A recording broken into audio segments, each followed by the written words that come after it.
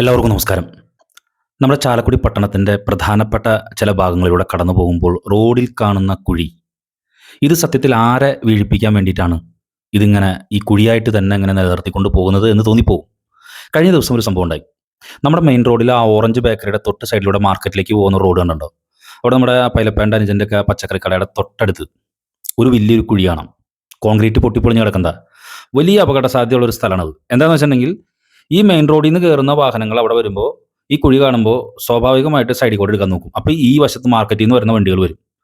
വലിയ അപകടങ്ങൾ സൃഷ്ടിക്കാൻ വേണ്ടി ഈ കുഴികളെല്ലാം ഇങ്ങനെ തുറന്നു വെച്ചിരിക്കുക. ഏറ്റവും പ്രധാനമായിട്ടും അടയ്ക്കേണ്ട ഒന്നാമത്തെ സ്പോട്ടാണ് ഈ പറയുന്ന ഞാൻ കാണിച്ചു തരുന്ന ഇപ്പം നിങ്ങൾ കണ്ടുകൊണ്ടിരിക്കുന്ന സ്ഥലം. ഏതെങ്കിലും വയസ്സായ ആളുകളോ അല്ലെങ്കിൽ സ്ത്രീകൾ സ്കൂട്ടറിൽ പോകുന്ന ആളുകളൊക്കെ പെട്ടെന്ന് ഇവിടെ വരുമ്പോൾ സ്ലിപ്പാവാനും ഈ കുഴിയിലേക്ക് ഇരുചക്രവാഹനത്തിൻ്റെ ടയറൊക്കെ വീണ് അവിടെ പണി കിട്ടാനായിട്ട് എല്ലാവിധ സാധ്യതകളും ഉണ്ട്.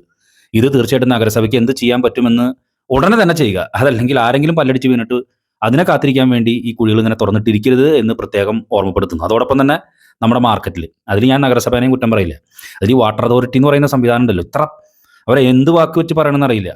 ആ റോഡ് മുഴുവൻ പള്ളിയങ്ങാടി വരെയുള്ള റോഡ് മുഴുവനും പള്ളി വരെയുള്ള ആ റോഡിൻ്റെ സൈഡൊക്കെ കുത്തിപ്പൊളിച്ചിട്ട് കുറച്ച് മെറ്റലൊക്കെ കുത്തിയറച്ച് പോയിട്ടുണ്ട്. ഇപ്പോൾ ആ വെട്ടുകടവിലേക്ക് തിരിയുന്ന മാർക്കറ്റിൽ നിന്ന് തിരിയുന്ന ആ ഭാഗത്ത് നിങ്ങൾ കാണുന്നില്ലേ? എന്താണ് ഇതിൻ്റെ സംഭവം? ഇത് ശരിക്കും പറഞ്ഞാൽ മഴക്കാലത്ത് നിങ്ങൾ കാണണം, വണ്ടികൾ അവിടെ മറയും.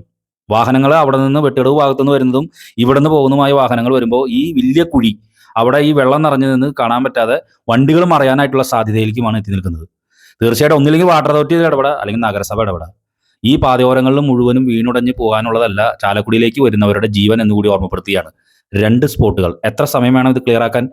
ഇത് ക്ലിയർ ആക്കിയില്ലെങ്കിൽ ഉടനെ തന്നെ ഇവിടെ അപകടങ്ങളുണ്ടാകും. കാരണം ആ കുഴി കൂടുതൽ ആഴത്തിലേക്ക് രൂപാന്തരപ്പെട്ടുകൊണ്ടിരിക്കുകയാണ്.